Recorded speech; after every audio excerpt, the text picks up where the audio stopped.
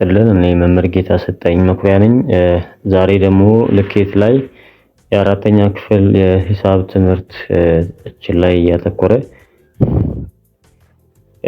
የርዝመት መለኪያ ምድቦችን ከትንሹ ወደ ትልቁ ምድብ ለመለወጥ የምንጠቀማቸውን ቀላል የሂሳብ ዘዴዎች እናያለን ማለት ነው። ከቪዲዮ ትምህርቱ ጋር እኔ መምህር ጌታሰጠኝ ነኝ። ቪዲዮአችንን ከወደዱት ላይክ፣ ሼር፣ የዩቲዩብ አካውንታችንንም ሰብስክራይብ ማድረግ አይርሱ። በቀጥታ ወደ ቪዲዮአችን እንገባለን።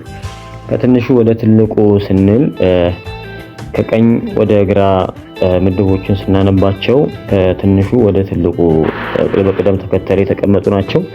እዚህ ጋር ሚሊሜትር አለን። ከሚሊሜትር ትልቁ ሴንቲሜትር አለን። ከሴንቲሜትር ትልቁ ዴሲሜትር አለን። ከዛ ሜትር፣ ዲካሜትር፣ ሄክቶሜትር እና ኪሎ ሜትር። እዚህ ጋር ሚሊሜትር በእንግሊዘኛው ኤምኤም ምህጻረ ቃል በአብሪቪዬሽን የተቀመጡት። ስለዚህ እነዚህን ቅደም ተከተሎች በደንብ በአግባቡ መገንዘብ መረዳት ያስፈልጋል። ሚሊሜትር፣ ሴንቲሜትር፣ ዴሲሜትር፣ ሜትር፣ ዴካሜትር፣ ሄክቶሜትር እና ኪሎ ሜትር። እሺ ወደ ጥያቄዎቻችን እንገባለን። ከትንሹ ወደ ትልቁ ምድብ በምንለውጥበት ሰዓት የምንጠቀመው ስልት ማካፈል ነው። ወይም ደግሞ በዚህ ዘዴያችን ላይ ደግሞ ቁጥሮችን ካስቀመጥን በኋላ ስናነብ ከቀኝ ወደ ግራ ነው የምናነበው ማለት ነው። ከቀኝ ወደ ግራ ነው የምናነበው። ምሳሌያችን ጋር እንመጣለን። ለምሳሌ ያው እዚህ ጋር ጥያቄ ልጻፍላችሁ። 6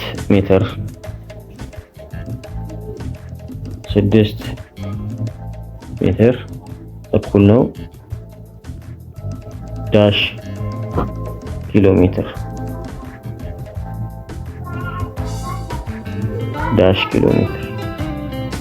6 ሜትር እኩል ነው ዳሽ ኪሎ ሜትር። ስለዚህ ሜትር ያለው እዚህ ጋር ነው፣ ኪሎ ሜትር ያለው ደግሞ እዚህ ነው። ስለዚህ ከዚህ ወደዚህ ነው የምንለውጠው ማለት ነው። ያ ማለት ሜትር ትንሹ ምድብ ነው ከኪሎ ሜትር አንፃር ማለት ነው። ስለዚህ ስንለውጥ ማካፈልን ነው የምንጠቀመው። ከቻልን ለ1000 ነው የምናካፍለው። ምክንያቱም ያው ሜትር እና ኪሎ ሜትር 1000 ዝምድና እንዳላቸው ከዚህ ቀደም ባለው ቪዲዮአችን ላይ አይተናል። ስለዚህ በምንሰራበት ሰዓት ምን እናደርጋለን? እዚች ጋር በኪሎ ሜትር ቦታ ላይ 6 እንጽፋለን። በደንብ ይሁ። እዚህ ጋር 0፣ እዚህ ጋር 0፣ እዚህ ጋር 0 አስቀምጣለሁ። 6 ባለ 1 ሆሄ ነው። ስለዚህ ከሜትር 1 ሆሄ ዘለን እዚች ጋር ነጥብ እናስቀምጣለን። መልሳችንን ከቀኝ ወደ ግራ በምናነብበት ሰዓት 0.006 ይሆናል ማለት ነው። 0.006 ኪሎ ሜትር መልሳችን ነው ማለት ነው። በጣም በቀላሉ ሳናካፍልም መስራት እንችላለን። ሁለተኛ ምሳሌያችንን ደግሞ የምንሰራው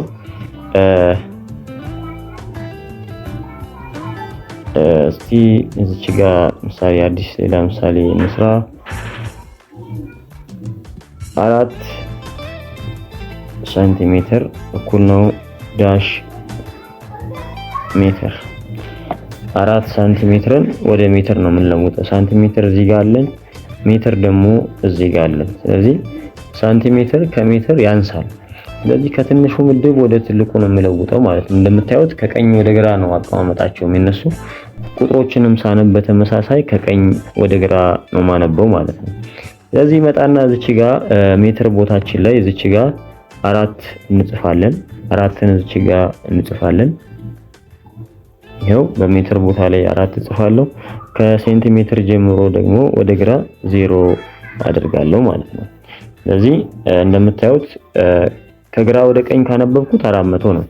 ግን የምቀይረው ከሴንቲሜትር ከዚህ ወደዚህ ስለሆነ ቁጥሮችንም የማነበው ከዚህ ወደዚህ ነው ማለት ነው።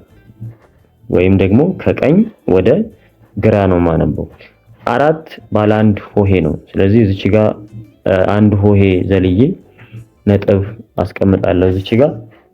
እዚህ መልሳችን 0 ነጥብ እዚች ጋር 0 ነጥብ 04 ምን ምድባችን ሜትር ይሆናል ማለት ነው። ምድባችን ሜትር ይሆናል። ቀላል ምሳሌዎች ናቸው። በነገራችን ላይ በዚህ ሲሆን ሂሳብ በጣም ቀላል ነው። ተጨማሪ ምስሎችንም ደግሞ መጠቀም ወይ ምሳሌዎችን በመጠቀም የበለጠ ትምህርቱን ገላጭና ቀላል ማድረግ ይቻላል። እስኪ አሁን ደግሞ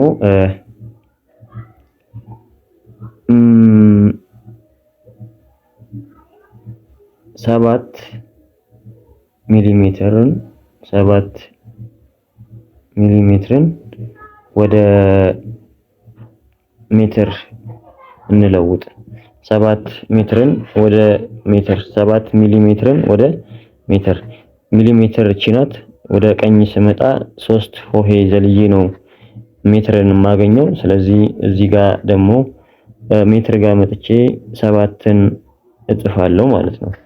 ከሜትር ጀምሬ እስከ ሚሊሜትር ያሉትን 0 አደርጋለሁ። እዚህ ጋር 0 አደርጋለሁ። አሁን ይሄንን ወደ ቀኝ ሳይሆን የማነበው ሳነብ ወደ ግራ ነው የማነበው፣ ወይም ደግሞ ከሚሊሜትር ወደ ሜትር ወደ ግራ ነው ወደ ኋላ ነው የማነበው ማለት ነው። ስለዚህ ምን አደርጋለሁ? 7 ባለ 1 ሆሄ ስለሆነ ከሚሊሜትር 1 ሆሄ ዘልዬ እዚች ጋር ነጥብ አስቀምጣለሁ።